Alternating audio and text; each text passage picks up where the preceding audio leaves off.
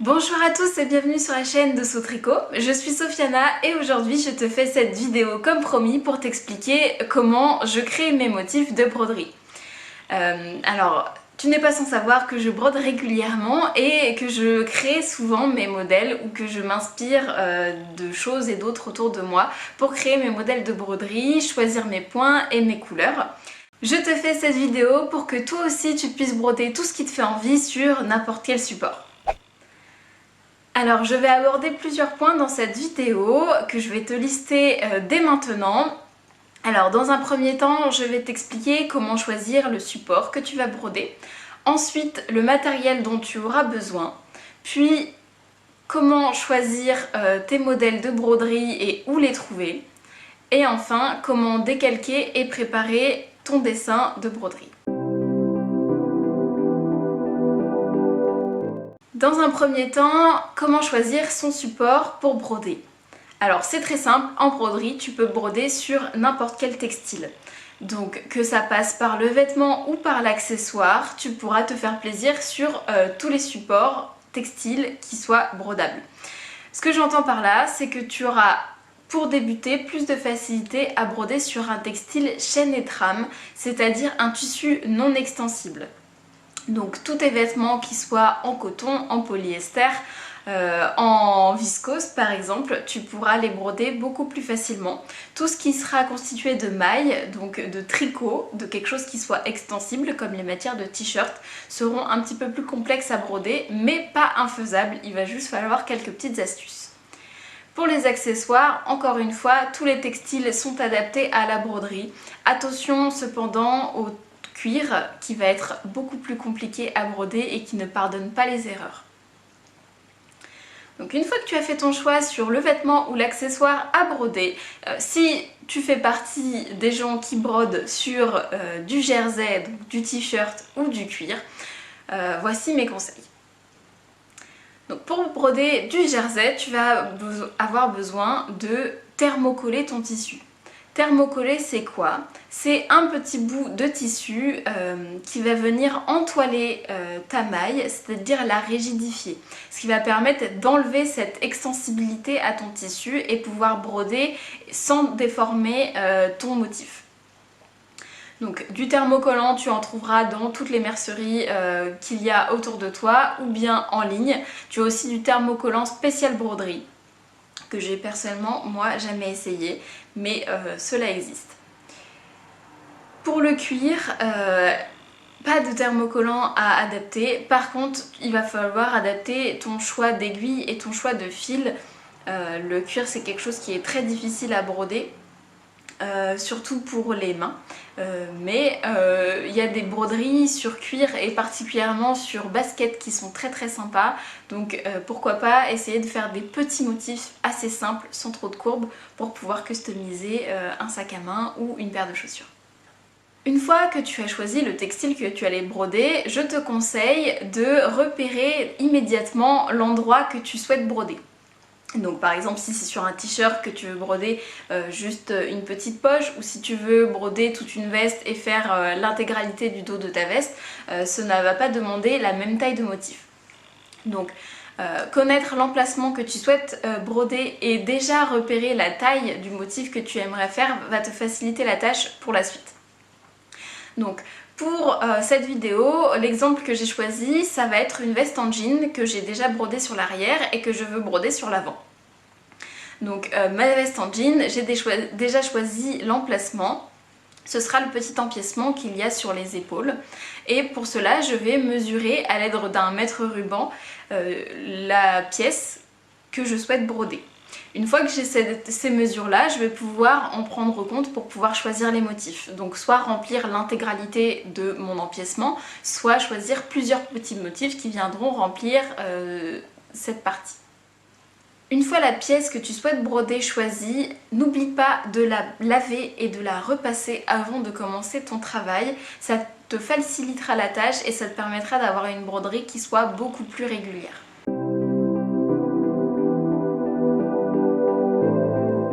Le matériel dont tu vas avoir besoin en broderie se résume à quelques petites pièces. Donc dans un premier temps, tu vas avoir besoin d'un tambour à broder. L'idéal, c'est d'avoir un tambour qui soit plus grand que ton motif pour que tu puisses broder l'intégralité de ton motif sans déplacer ton tambour à broder. Pour les petites pièces, c'est plutôt facile. Pour les grandes, tu seras obligé de déplacer ton tambour, mais ce n'est pas dramatique et ça fonctionne très bien. Ton tambour à broder, il y en a de plusieurs sortes. Tu en as en bois, en plastique, et ça sera à choisir tes préférences. Ensuite, tu vas avoir besoin d'aiguilles à broder. Donc c'est des aiguilles qui sont spécifiques. N'utilise pas tes aiguilles à coudre pour pouvoir broder. Les aiguilles à broder auront un chat qui sera différent de l'aiguille pour pouvoir passer le fil plus facilement. Il y a aussi des aiguilles qui seront plus ou moins pointues ou plus ou moins longues en fonction des points que tu vas réaliser. Donc un petit assortiment d'aiguilles pour débuter, ça convient très très bien. Je te conseille d'en acheter plusieurs puisque tu vas devoir adapter la taille des aiguilles en fonction du tissu que tu veux broder. Effectivement, si tu brodes du jean ou du coton, la taille ne va pas être la même pour pouvoir passer ton fil à travers les petits brins du textile.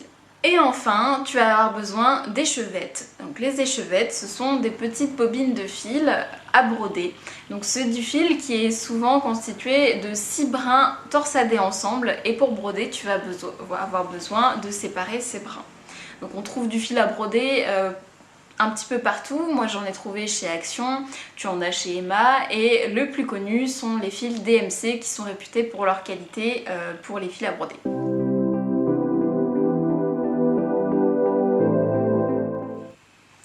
Troisième point, le choix du dessin à broder. Donc ma partie préférée, c'est là où tu vas pouvoir exprimer ta créativité. Alors, dans un premier temps, tu peux te diriger vers des boutiques en ligne qui proposent leurs patrons de broderie qui sont du coup adaptés et faits exprès pour la broderie. Donc je vais te citer quelques boutiques en ligne qui me plaisent particulièrement.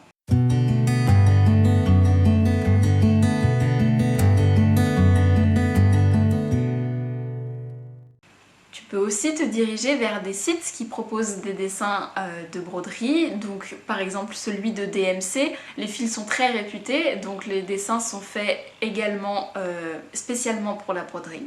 Et enfin, tu peux te diriger vers des livres de broderie. J'ai commencé à broder avec le livre de Caro Tricotte, donc qui répertorie des points, des conseils et aussi des dessins à broder. Évidemment, si tu dessines, tu peux créer tes modèles de broderie sans trop de soucis. Je vais te donner quelques conseils pour que tes dessins soient brodables. En broderie, ce qui est important, c'est que les lignes soient bien définies. Donc, si tu as trop de courbes ou trop de très petits détails, la broderie risque d'être illisible. Donc préférez des traits un petit peu plus épais et qui vont bien démarquer des formes si ce sont des choses figuratives. Évitez les détails très fins qui ne se verront pas et qui seront très difficiles à broder. Si tu débutes également, évite les courbes trop arquées qui sont difficiles à broder ainsi que les angles aigus. Si tu choisis un dessin avec les techniques que je vais te citer plus tard, n'oublie pas de faire attention à ces conseils également ou alors de redessiner les croquis que tu auras trouvés pour rendre la broderie plus facile à exécuter. Ma technique pour broder des choses qu'on ne voit pas partout, c'est très simple, je m'inspire de ce que je vois autour de moi. Lorsque je vais vouloir broder, une fois que j'ai un motif en tête, je vais aller chercher autour de moi. C'est-à-dire que je vais aller choisir dans mes bouquins d'illustration préférés, ou mes bandes dessinées, ou carrément dans des encyclopédies pour pouvoir trouver des croquis avec un style très minimaliste. N'hésite pas à chercher tous les supports visuels qui pourront être intéressants à broder, que ce soit de l'affiche de cinéma, à la jaquette du CD ou à un bouquin illustré. Attention par contre si tu brodes, et surtout si tu brodes pour pouvoir vendre ensuite tes créations, à demander l'accord de la personne qui a réalisé ces illustrations pour pouvoir ensuite les mettre en ligne. Tu peux aussi regarder ce qui se fait sur Instagram ou sur Pinterest, c'est une source d'inspiration inépuisable. Je vais te donner mes petits mots-clés pour que tu puisses trouver des dessins assez sympas à broder. Donc sur Pinterest, les recherches que je fais ne sont pas croquis de broderie, mais je vais aller chercher plutôt des tatoueurs, des illustrateurs ou alors des cahiers de coloriage pour pouvoir trouver des dessins qui correspondent un petit peu plus à mon style. Je vais également aller chercher avec le mot-clé Doodle, qui est un mot-clé utilisé pour le bullet journal, donc ces petits cahiers illustrés qui servent d'agenda. Donc les doodles, je vais avoir plutôt des dessins minimalistes, un petit peu cartoon. Je vais avoir beaucoup de dessins floraux par exemple. Dans les tatoueurs, en fonction des styles, je vais pouvoir trouver une multitude de dessins. Privilégier le style plutôt old school avec des traits assez gras, donc faciles à broder. Si tu cherches plutôt de la typographie, je me réfère à 2 sites en particulier. Donc moi je cherche mes polices d'écriture sur Dafont ou sur Google Font. Donc ce sont 2 sites de typographie. Tu pourras ensuite les télécharger et pouvoir écrire les mots qui te font envie. Donc si tu as des phrases, si tu as un petit surnom que tu aimerais broder sur le t-shirt de ton mari par exemple, ça peut être très sympa de réaliser ces choses-là.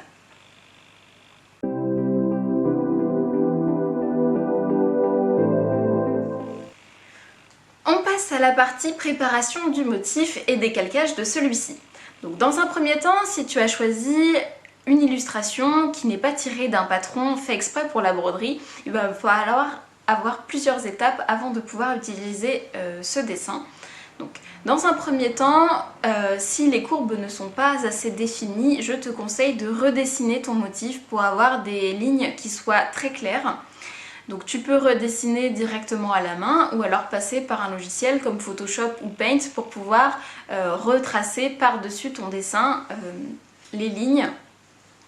Ensuite, tu as mesuré sur ton support la taille du motif que tu souhaitais avoir. Donc il va falloir vérifier que ton motif soit bien de cette taille-là avant de pouvoir l'utiliser. Donc encore une fois, sur un logiciel, que ce soit Word ou Photoshop, je te conseille de mesurer la taille de ton dessin. Donc pour ça, il suffit de le recadrer et de voir combien de centimètres fait ton dessin. S'il est trop grand ou trop petit, il suffit de l'agrandir. Alors soit de l'agrandir sur logiciel, soit de l'agrandir directement avec ton imprimante en imprimant au lieu de 100%, peut-être 120, et si tu veux le réduire, peut-être 80%. Pour décalquer ton motif, il va y avoir plusieurs techniques différentes en fonction de si ton tissu est clair ou foncé. Si ton tissu est plutôt clair et que tu peux voir à travers, c'est plutôt facile. Il te suffit d'imprimer ton motif ou alors de le récupérer sur ton livre et de venir le décalquer en transparence. Donc soit en le collant sur une fenêtre comme quand on faisait quand on était petit, soit en utilisant ton téléphone ou ton ordinateur pour pouvoir créer un puits de lumière et pouvoir décalquer plutôt facilement. Si ton tissu est foncé, il va falloir utiliser une autre méthode. Alors, plusieurs méthodes. Tu peux transférer ton dessin avec un papier carbone. C'est une technique que je n'ai jamais utilisée, donc je ne peux pas te préciser comment cela se passe. La technique que je préfère, c'est le papier soluble. Le papier soluble, une fois qu'il est trempé dans l'eau, il va venir disparaître et pouvoir libérer ta broderie. Le papier soluble est blanc, un petit peu transparent, donc tu vas pouvoir décalquer ton motif à l'aide d'un stylo. Je te conseille le stylo friction, donc il y a un stylo qui s'efface à la chaleur, ou alors un feutre lavable à l'eau. Une fois que tu as décalqué le motif sur ton papier soluble, tu vas devoir l'épingler sur la pièce que tu vas vouloir broder. Donc soit tu le laisses épingler avec des épingles de couture, soit tu viens bâtir autour avec un fil et une aiguille pour que ton motif ne bouge pas. C'est la méthode que je te recommande, comme ça pas de doute et en plus on évite de se piquer pendant que l'on brode. Et une fois que ton décalcage est terminé, tu vas pouvoir installer ton tambour à broder et pouvoir commencer à broder ton motif. La dernière partie, c'est le choix de couleurs. Plusieurs choix s'offrent à toi en fonction de si tu veux quelque chose qui soit contrastant ou quelque chose qui soit plutôt fondu. Tu vas devoir choisir une palette de couleurs différentes. Pour être sûr d'avoir des couleurs qui vont ensemble, je te conseille de prendre soit un camailleux de couleurs, donc par exemple du bleu clair au bleu foncé, soit des couleurs qui sont à l'opposé dans le cercle chromatique, donc par exemple un rouge et un vert. Et pour choisir ta palette de couleurs, si tu veux avoir plusieurs couleurs différentes, je te conseille d'aller sur les sites par exemple de graphistes qui vont te proposer des palettes de couleurs déjà prédéfinies. Ce sont des couleurs qui vont ensemble et qui fonctionnent ensemble. Tu peux aussi aller dans des magazines de décoration pour pouvoir t'inspirer, ou alors dans le prêt-à-porter. Encore une fois, regarde ce qui se passe autour de toi et tu auras facilement des couleurs qui vont aller ensemble et que tu pourras associer dans ta broderie. Et enfin, le choix des points. Libre à toi de faire ce qui te fait envie. Tu vas pouvoir trouver des points différents dans les dictionnaires de points qui sont dédiés à ça, ou sur YouTube où tu trouveras des tutos différents. Tu peux aussi regarder encore une fois dans tes livres de broderie. Les points, ça va être vraiment au feeling, ce qui va te faire plaisir. Si tu veux faire des fleurs, si tu veux faire juste des lignes, les points de broderie conseillés seront différents. Je te laisse tester par toi-même tous les points qui te font envie et regarder ceux avec lesquels tu es le plus à l'aise et ceux qui auront le rendu qui te feront plaisir. Voilà pour cette vidéo sur la broderie, j'espère que cela t'aura inspiré et que ça te donnera envie de commencer à broder. Si c'est le cas, n'hésite pas à me taguer sur tes créations ou à faire des moodboards et à me montrer ce que tu auras fait. De mon côté, je vais aller m'occuper de ma veste en jean et broder mes petits oiseaux. Et puis d'ici là, on se retrouve pour une prochaine vidéo.